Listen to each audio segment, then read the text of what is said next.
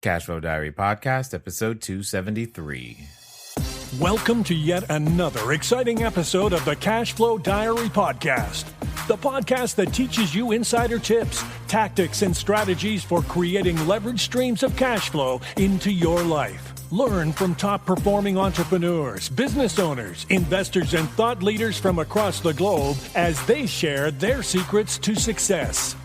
Like what you learn on this and other Cashflow Diary podcast episodes?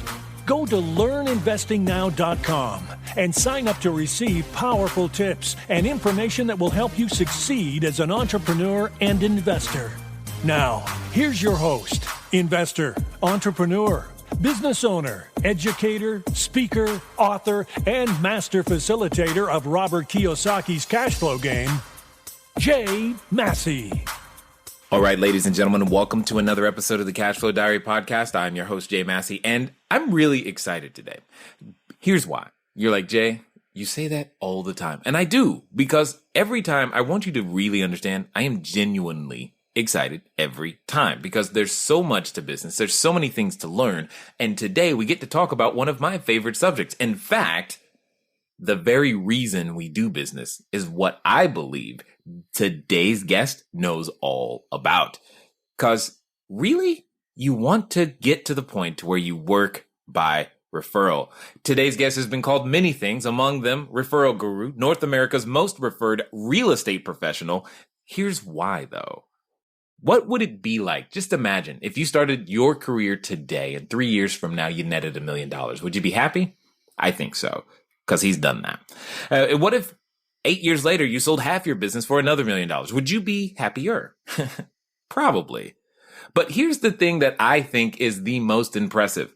What if you could keep a book as number one for 5 years in your category, running with no marketing, no referrals, none of that traditional stuff, all by word of mouth? That says to me, we are definitely talking to the referral guru, none other than Michael Maher. Hello, sir. How are you? Jay Massey, doing fantastic. It's always an honor and always a privilege. Thank you. Great intro. I appreciate that very much.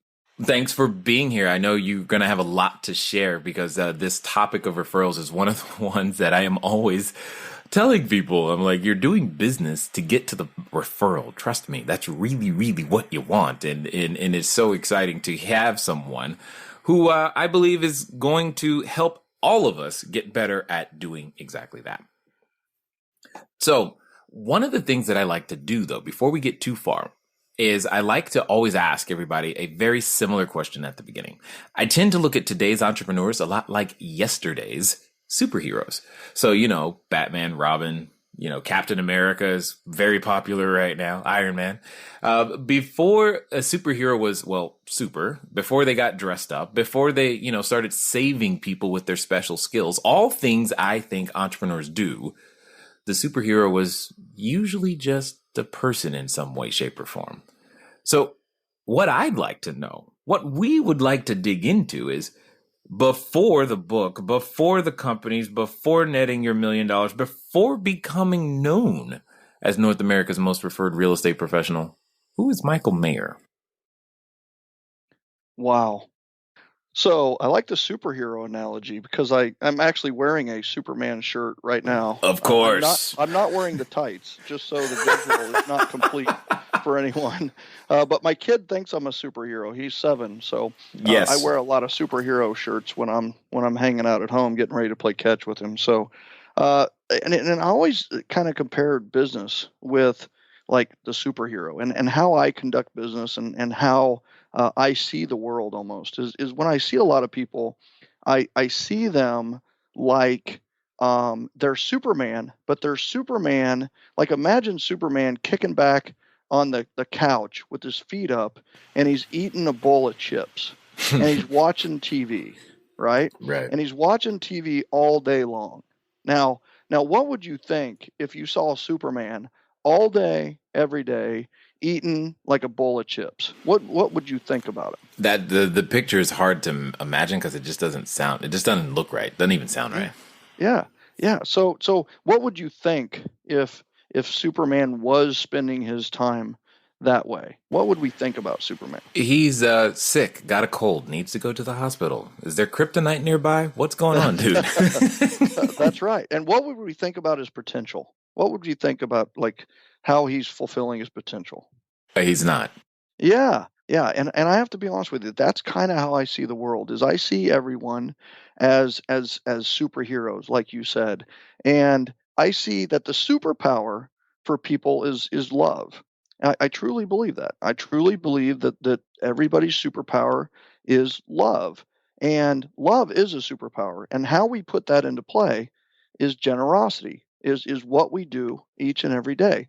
When we go to have our epitaph on our tombstone, everybody always wants the word love used. Loving husband, loving father. They don't want top producer 2012 on the tombstone. Right, right. So what I do essentially is I help people become their true superhero by helping them take their love and put it into action through generosity that leads to reciprocity, referrals, profitability, and prosperity. So if you boiled me down to a nutshell, it's my mantra is be love, do generosity, have prosperity. So be, do, have, and my epitaph's already written. Hopefully we don't have to worry about that for a while. But if you give me an ounce of interest, I'll give you a ton of love. And that is my mantra. That is who I am. That's who I've been for a long, long time before the 10 years to be an overnight success that I've been through. So that's who I am in a nutshell. Man, I just walk in love, I be love, and I do generosity. I do acts of value to everybody. I'm basically a walking, talking Oprah every single day where I'm helping others and adding value, and then they want to reciprocate. And so when they want to reciprocate, I help them help me by saying, hey, listen, if you want to reciprocate, the best way to do it is in the form of referrals. And they send me a lot more referrals than I could ever handle. Right. And it's like with your investors. What if you had all these people that wanted to give you their money to go and run your flip play, your fix and flip play, and you had all these investors that wanted to just give you all this money, and you were like, oh my gosh, I'm going to have to ramp up the team that's doing the fix and flip. So that's what happens with this plan. So that essentially that's me, right? I was a teacher. I come from very, very poor history, very impoverished from a small town in Kansas. Grew up in a shack. My dad was a teacher making $2,500 a year. Mom stayed home with 5 kids. My dad drove the bus for $50 a quarter at 6 o'clock in the morning, and he coached 3 sports in the afternoon for free. And of course, there were raises as my dad taught longer and longer, but grew up in very humble surroundings. Hand-me-downs.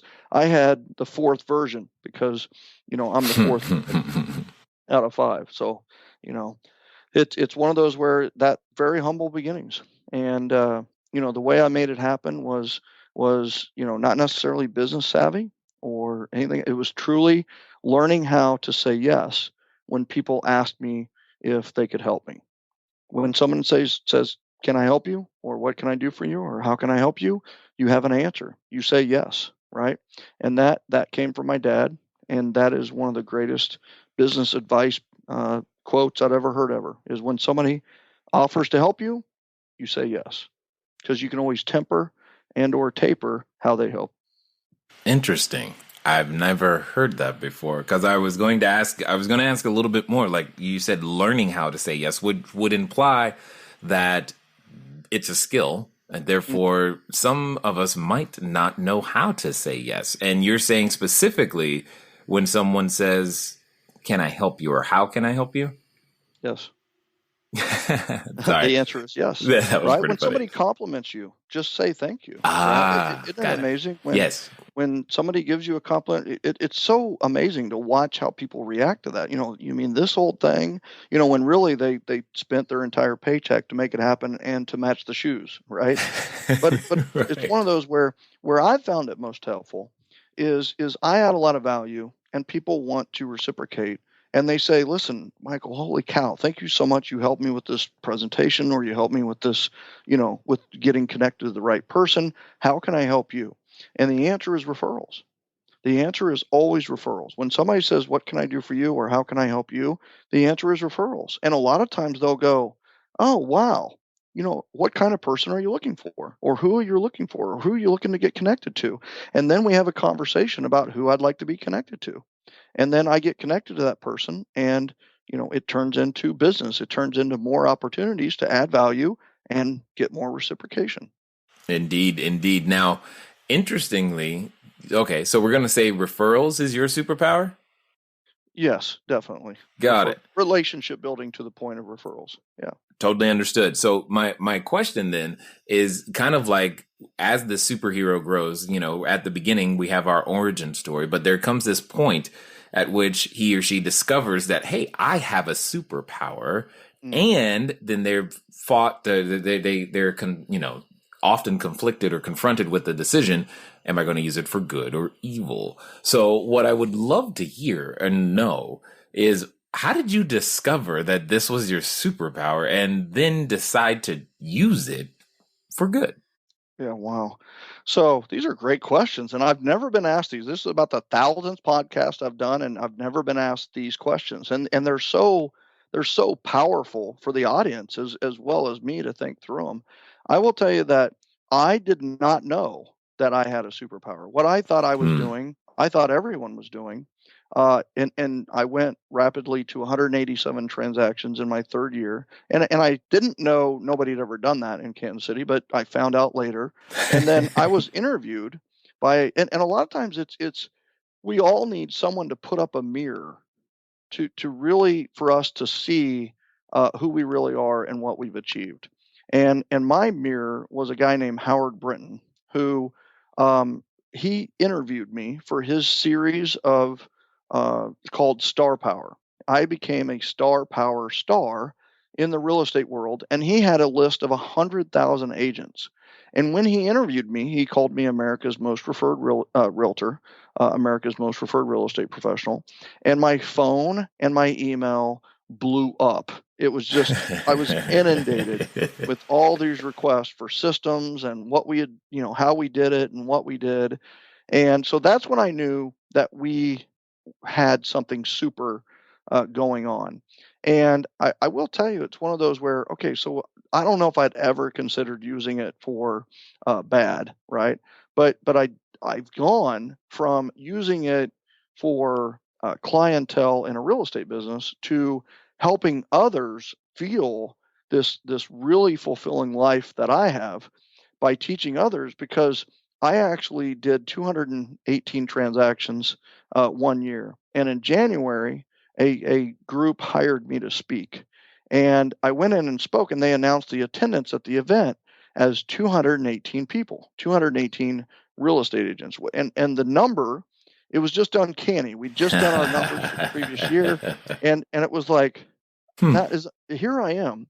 In the next 3 hours, I'm going to impact the same amount of people that I impacted over all of last year. And I can teach them this methodology and my mission. And I'm actually an introvert. I'm an introvert, right? Right. But my mission and my message is bigger than me being an introvert. So that's why I go out and teach people how to do business by generosity, how to help others, and show them how helping others helps themselves. Man, I'm loving this, because you sound, well, we sound a lot alike. I did, because I didn't know. I mean, when you started, you're like, I didn't know I had a superpower. Guys, how many times have you wondered, do you have one? Yes, you have one. You may need somebody to point it out to you. And then at times we all do. We all do. And I think that's amazing. And more amazing than that is I ran into a very similar situation myself. I had only had about 117 units at the time. And I'm like, okay, great. This is all great for me, but what else can I do? And I mean, because, there's still homes available. There's still people who need clean, safe, affordable housing. And what you just said about realizing how many more people you could help if you would be willing to share the message, and knowing that you're introverted and the message and the mission is bigger than you. I'm just like, how did, we didn't grow up together, but this is what I know. We are definitely very, very similar. So this is awesome. So help me understand something. you've gone through many businesses, or many cycles, I will say, and you speak about cycles of business. Take us through this, because here's what I know. I know there's a number of people right now who are sitting on let's call it the struggle bus, right? They're sitting on the struggle bus, wishing they were not on it. They want to get off, and you clearly have a way. So what does that look like for them? Oh, I love it. So, and here's, first of all, what's amazing about what you just said is you're the tip top. You may be as accomplished as anyone that's ever interviewed me on a podcast, right? I would say, Dave Ramsey, Darren Hardy, Jay Massey, right? You guys have seen the tops of what you're doing, right? You're masters. And that's what I love about this conversation, is that there's so much evidence around how these people at the top have gotten there through a similar methodology. And generosity seems to be a current throughout all of those people.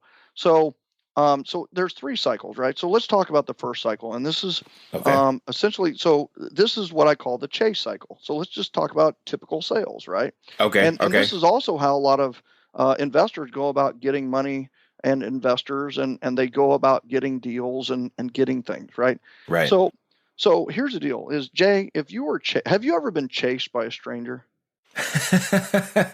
Unfortunately, yes.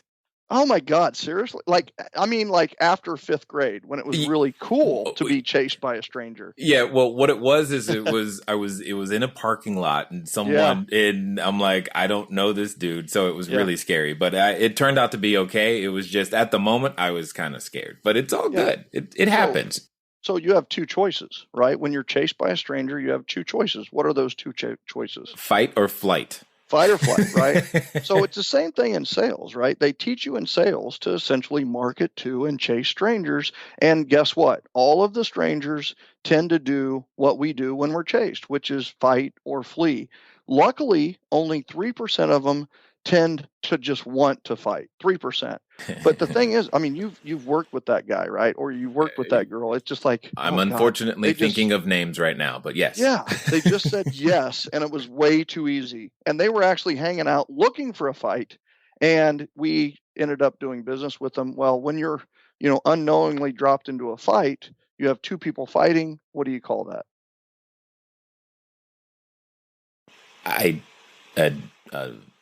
A fight? That's right. So a fight. Okay, I was like, did I miss it? Did I? No, you got it. I like fight better than any of them. But at the end of a fight, how do both people feel? Exhausted, tired, beat up. Exhausted, tired, and beat up. So how likely is that person who you considered a partner or a client to refer you more people? Yes. Why? No, I don't want my friends to go feel exhausted, tired, and beat up. That's right. So not only are they not going to refer you, but honestly, with that type of person, you really don't want them to refer you. And you might think, well, I don't really have that person, or I don't know. But here's the thing you do. How many people that are listening to this go to Facebook and they get a notification, and the notification says, name commented on your post, and you cringe because you just know it's going to be argumentative, controversial, or it's not going to be positive. Oh, this is right? great. We have those people. Yes. They're just out there, yes. right? And isn't it funny how they tend to know each other and hang out with each other? So luckily, that's only 3%. Right. The other 97%, and that's probably me and you, we flee, right? We just avoid you at all costs. But the typical salesperson is taught to what? Follow up. Chase relentlessly, right? Keep going. So they chase. And the thing is when they finally get us on the phone again, they're selling. They're in high performance selling mode, right? They are literally convincing, overcoming objections. But what do? We say, no, thank you. We're going to keep going. So we flee. And what does a typical salesperson do? They keep chasing and they keep chasing. And finally they get the consumer cornered, and that person only has 2 options at that point. They can fight back, or what most people do is they go into passive aggressive mode, And what's a passive aggressive person looking the entire time they're working with this person that chased them down? For flaws? Yeah, they're looking for a way out, right? They're Yeah. looking for to get out. And the thing is the typical salesperson has given it to them because they have overpromised the entire way along the process. Like, I can get it done in 2 days. I can get you a house in 30 days. I can do this in 60 days. I can do the whole process in 10 days, right? And I can do it for $10,000 less than that guy. Well, here's the thing is because that person overpromised, they only have one way to deliver, and that's under deliver. Well, when a company or a salesperson under delivers, the person who got the the promise and the person didn't live up to the promise, as a client or a consumer, you're frustrated. You're like, oh my God, I totally feel like I got taken there. And the salesperson's not very happy either, because most salespeople don't go into the business to frustrate people. But the thing is a frustrated person, are they likely to refer? No. No. Never. So guess what? They got to go chase some more. So what I've just explained is the first of the 3 cycles, which is the chase cycle. The chase cycle is what I call the cycle of discontent. And this is why more entrepreneurs and more salespeople commit professional suicide than anything else, is because the way sales is taught has been wrong for 1,000 years. And that is chase. They either fight or they flee. You chase them or you get into a fight. If it's a fight, it's a battle, you're both exhausted, no referrals. If they flee, you promise, you sell, you story sell, you overcome objections, you close, you always be closing, you ABC them, you go through all of the A through Z closes until you finally get them. And then you've overpromised the whole way, you underdeliver, they're frustrated, no more referrals, you got to keep chasing. That, my friends, is the chase cycle, and that makes me want to welcome you to sales. Right? No one nobody wants to do that. Well, yeah, go ahead. Sorry. It's interesting because no one wants to do that for sure. One of the things I've always maintained, I tell people all the time, they're like, Jay, I don't like sales. I'm like, no. You like sales. It's not selling. That's the part that stinks. Sales is awesome. Not selling. Oh, different story. But not understanding that there's a relationship from the first moment. I'm just loving everything that I'm hearing. And for those of you who have been hanging out for a while, I'm excited about this particular conversation. So this is where I'm going to remind you. I know you're washing the dishes and I know you're on the treadmill. Take some notes because this is going to be gold. So what's the next cycle?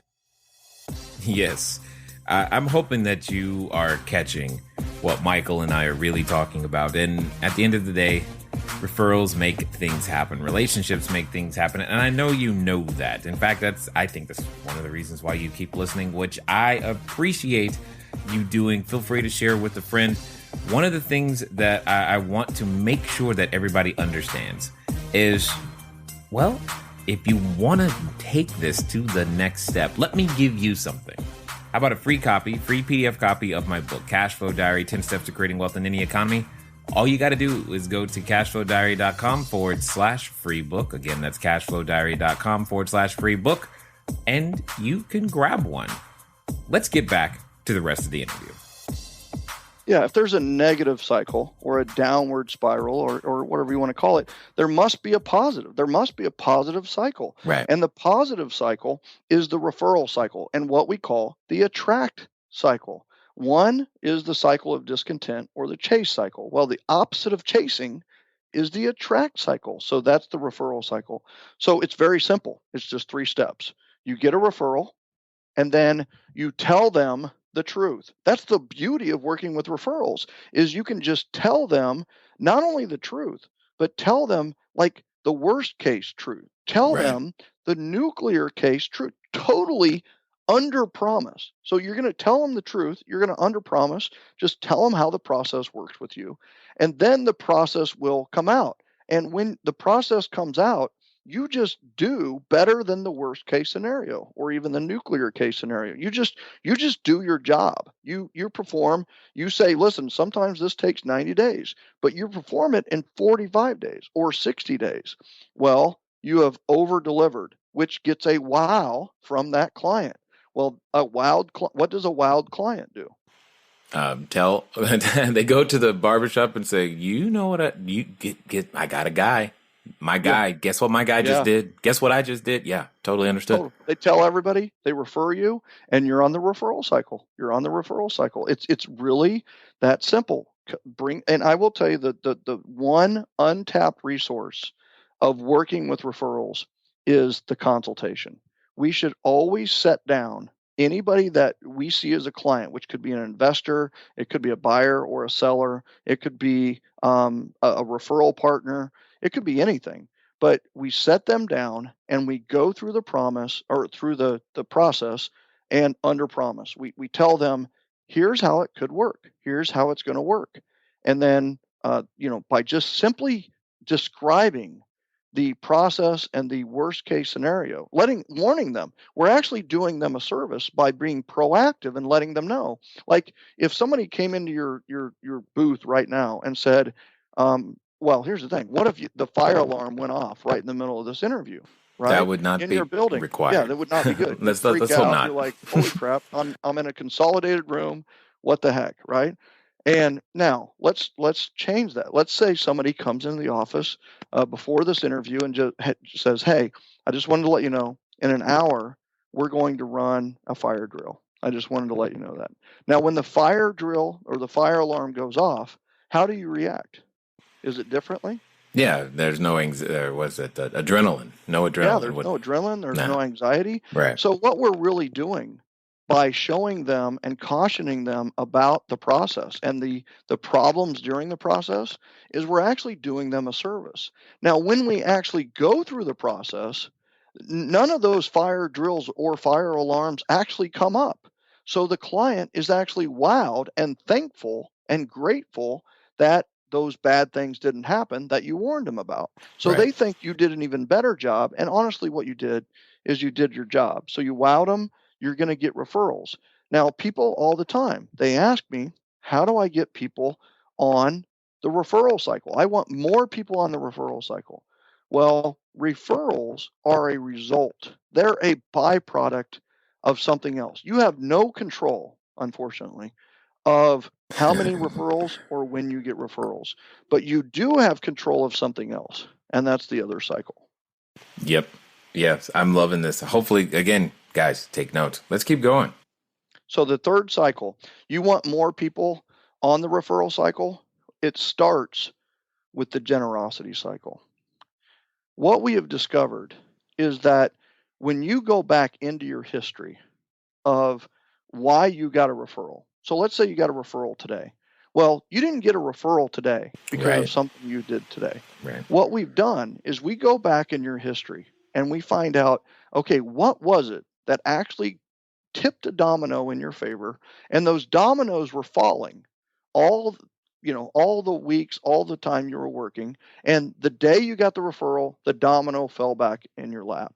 Well, what we have discovered is that the thing that caused you to get a referral most often is an act of proactive generosity. Proactive generosity. Proactive means that they were surprised by your generosity. You help them even with a kind word or by helping them achieve a goal or helping them conquer a challenge. You helped them, but they weren't ready for it, right? It wasn't like a hurricane hit and you donated water, right? Right. It wasn't anything like that. It was actually, they were already in a pretty good place, but you helped them go to an even higher level. Well, that's a proactive act of generosity. So one of the things that we teach quite a bit is how to practice proactive generosity. So this proactive generosity happens. Well, what happens when we give to another? What are they likely to do? They're wanting to do the same. That's right. They want to give back. That and you get this probably better than most, right? Is that reciprocity kicks in. So they want to help you back. So generosity leads to reciprocity. But I have to tell you, we hit it on this earlier, is the thing that I have to teach people is how to be appreciative receivers. People want to help us. They just don't know how. because we haven't been specific with exactly how we're teaching and training others to help us. People with me, they know the way to express appreciation or the way to add value to my life is simply referrals. So that's the third step in the generosity cycle. Generosity leads to reciprocity. We need to train and teach the people that want to reciprocate back to us that the best way to do that is through referrals. All right, so we get referrals. Referrals, there's a lot of different types of business out there. But referrals have one thing in common across industries, and referrals are the most profitable type of business. So generosity leads to reciprocity. It comes back to you, be an appreciative receiver. Reciprocity leads to referrals. Because you have a referral-based business, you will now have a profitable business. So referrals lead to profitability. Well, profitability is your business having money, which is why you have a business. Even nonprofits want to make money, right? They want profit. Right. So profitability. And I know that maybe some listeners out there are actually running a nonprofit unintentionally, but get on this cycle and you will be more profitable. So profitability. Now your business having money is fantastic, but there's something better than your business making money and business earning money. So what are some things that are more important than money, Jay? I was thinking goodwill when you were talking. Goodwill. Absolutely. What else?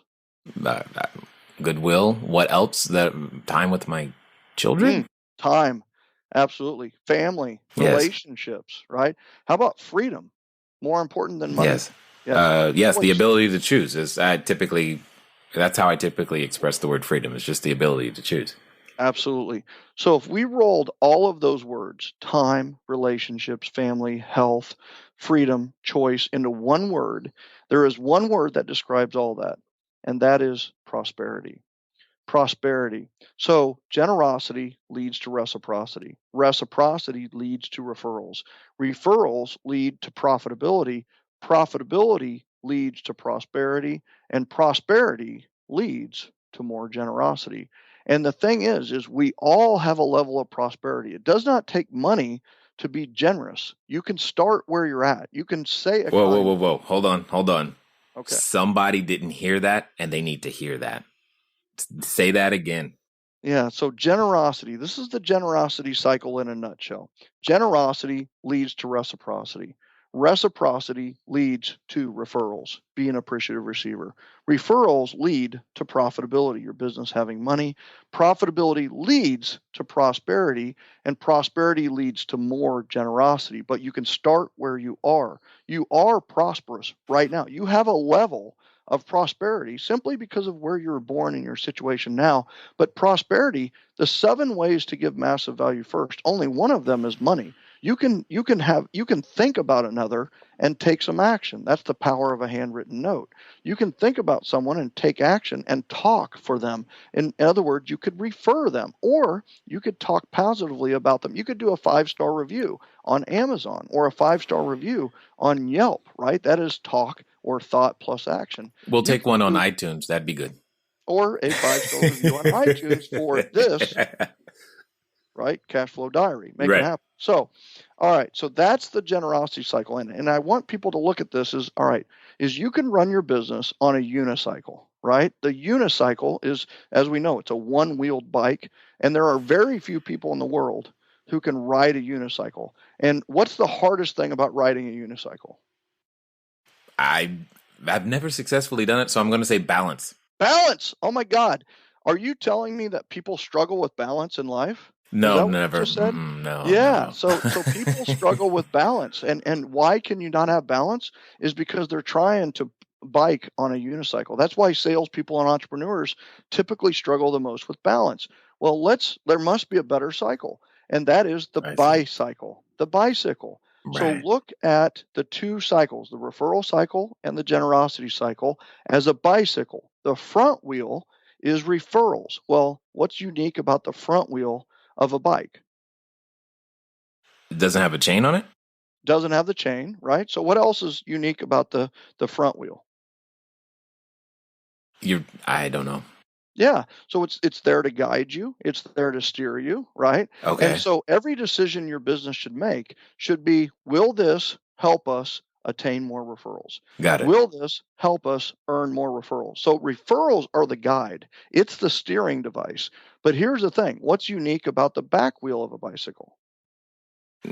Unique. It's the one with the chain on it. That's exactly right. Yes. So it has the chain. And not only that, but the back wheel is where you put your energy. The back wheel is where you cycle. That's where you pedal. I So see. the key here is you put your activities, you put your pedaling, you put your energy into generosity. Put your energy into the generosity, and that gets the generosity cycle turning, which spits out the referrals, which gets you on the referral cycle with more people. So the activities that we should be doing on a daily basis is simply generosity, proactive acts of generosity to others, helping others, adding value to their life, and then be ready when they want to reciprocate, and let people know that the finest way to reciprocate is through referrals, which will add to your bottom line and will also add to your goodwill. You know, which some more. What's interesting to me about what you're saying is it's not that, like, if someone right now is saying, you know, how do I get referrals? I can't get referrals, or I don't have business. It's not that they couldn't get business. It could simply be that they haven't trained or stated to people that they have already served successfully how that person could express their gratitude. That's what I keep hearing. It really, and not only that, but the secret here is to get as many people to ask you, how can I help you? So how do we get more people asking us how we can help them? Well, it's simply by helping them. And when we help them, like I said, it doesn't take money, it doesn't take time, it doesn't take a lot. It really doesn't, to help another. So we help another, and then they're going to say, and I will tell you at the top of the top, the Jay Masseys, the Michael Mahers, the Dave Ramseys, the Richard Bransons, the Darren Hardys, the Zig Ziglars, right, is they are more likely to reciprocate at a higher level than other people. They're more likely to say, how can I help you, than any type of person, right? So and the powerful thing is, influential people like us can help others even more than they can help themselves. Right. Because of our network, because of what we have to offer. So it's one of those where we need to help people in such a way, give massive value first, that they ask, how can I help you? And then the answer is referrals. The answer is referrals. When somebody says, what can I do for you? You say referrals. When they say, how can I help you? The answer is referrals. The funny thing is, Michael, you may not know this, but one of the things that I have constantly asked everyone in the audience, every one of our students, everyone who is trying to go out there to build business, it's a simple phrase, and it's along this exact same process. It's just simply educate to dominate, meaning take the time to educate first. Educate on the front end. Pour into them. Typically, we play like a lot of cash flow 101 games with our potential clients or would be first, long before we sit down and do any sort of interview or consultation or trying to figure out, you know, what do you want, how much money you got, all that other stuff. It's like sit down, give to them first. And after that, you know, hour and a half, 2 hours, it's a completely different relationship. And the thing is so many people have been able to build their business literally from a board game by giving first. And it's funny how much resistance there is to this process. And this is my question. Why is it so consistent that when it comes to, when you and I know, we know, like, look, if you just take the time to give first, if you take the time to, I think, what did you call it? You call it acts of value. I really like that phrase. You make these deposits. We get the fact if you make the deposits needed, you know, they're going to take some time. They're going to water, grow, germinate, and eventually come back. But yet everybody wants to shortcut that. And like, how do I make money today? Where does that come from? And how do we get off that? Yeah. You know, I have to tell you that the first thing that we need to educate people about is that by giving first, they may reciprocate immediately. By never giving, they'll never reciprocate. I mean, we've had instances where the very first time someone implemented just a few of the questions that I gave them, which is how to give massive value first to another. What happened is one person got 55 referrals at the very first time Wow. they implemented a few of these questions. So it will happen faster by doing it this way than it will trying to corner and close and overcome objections, right? Is quit telling people will work with you because they will work with you, right? I mean, you don't have to, story selling is a big deal right now. And I want you to know that nobody gives a crap about your story. I mean, I could say something a lot stronger than that. They really don't. But until what? Until what? They don't want to hear your story until what? You know theirs? Until you've heard theirs. Right? So notice that starts with questions and tell me your story and getting to know if you have a great story, hold it back, right? And get the other person's story. And then as you're telling your story, they may say, well, I've told you mine, tell me yours. And then you tell them, you can actually drip what you learned from their story into yours, and you can build common and uncommon commonalities, right? How you're like each other. So, I think overall, just salespeople in general just need to listen more and talk less, right? It's not about your 7-second elevator speech, right? It's not about what you say. It's really not. It's about what you hear, and it's about how you listen. And that's far more. And the thing about listen, it's really cool to remember like how to listen, because listen and silent have the exact same letters in it. So the only way to listen is to be silent. Indeed. And I'll do that right now. No.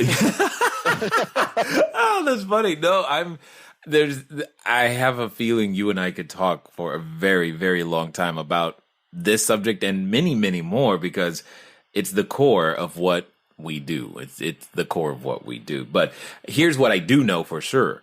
There's probably more than one individual right now who's like, man, I want to find out more about what Michael's doing. So how can they stalk you? How can I send some strangers to stalk you online? Well, any friend of Jay's is a friend of mine, right? Okay. So come on over. Welcome to the Generosity Generation. Come on over and join us in the Generosity Generation. Get off the ego era train and get into the Generosity Generation. It's faster, it's more powerful, and it's more fulfilling. And the way to do that is simply go to michaeljmaher.com. Maher is Maher, Maher, michaeljmaher.com. And that will get you into our family, and will help you use generosity to build your business and get you referrals so that you can have more profitability and truly enjoy the prosperity that you should. And like Superman in the beginning, right, is I teach you how to take your superpower that we've all been gifted, which is love. We all have that superpower. Mm-hmm. But what it is, we've never been trained on how to use it. And that's what I'll help you do, is I will train you how to use your love as a superpower, utilizing generosity so that you experience prosperity. And that's what I do. Excellent. Excellent. Now, as we get to the final question here, I got to ask, because this is going to be, I think it's going to be an awesome answer, because I know that there's an individual or two who right now they're listening, but let's pretend for a second, Michael, they're standing outside the superhero outfit store. They are ready to pick out their cape. They're thinking mask, no mask. They're not sure about that yet, but they think, I want to be one of those entrepreneurs. I want to try this thing. However, they're doing battle right now with that voice. And it's a voice I know you've done battle with. It's a voice I know you have wrestled to the ground. You have made it go silent at times, even when it was yelling very, very loudly. And yet you have managed to overcome. So let's just pretend that the person listening right now is actually going to do in the next 72 hours exactly what you say with no deviation. What would you tell him or her? I would say pick the top 3 most influential people you know. And I mean, you need to know them. You need to know them pretty well, or someone you know needs to know them pretty well. You need to reach out to those influential people. You need to ask them what their goals are, what is the challenge they're facing, and you need to help that influential person in one way or another. Connect them to a person, connect them to a book, do a Google search on their challenge, to see who else has solved that challenge, but help the most influential people you know. Help the three most influential people you know. And I will tell you that what influential people do is that they reciprocate by saying, that was awesome. Thank you. How can I help you? And then be ready with your answer to be an appreciative receiver. Let them know referrals is the answer, but then you need to know when they say, oh, referrals, I don't even know what type of person you're looking for, or who are you looking to meet? You have an answer. You're ready, right? And one easy one is, you know what? Who's the most successful person you know? You ask an influential person that, they will connect you up the chain. They will connect you to another successful person. Rinse, repeat, keep doing this. And the key is, no matter what you're looking to sell, no matter what business you decide to go in, you are building yourself a safety net so that when you are on the trapeze and you fall, you have your network there to save you, so that no matter what business you're in, you will have the support necessary. Your network is like a magic wand. It's more powerful than money because people can get you anything you want. Money can only buy material things. Indeed, and well said. I thank you for taking the time to invest your vast and infinite seeming knowledge with us here, because I know somebody heard something that they needed to hear today. Thank you very much, kind sir.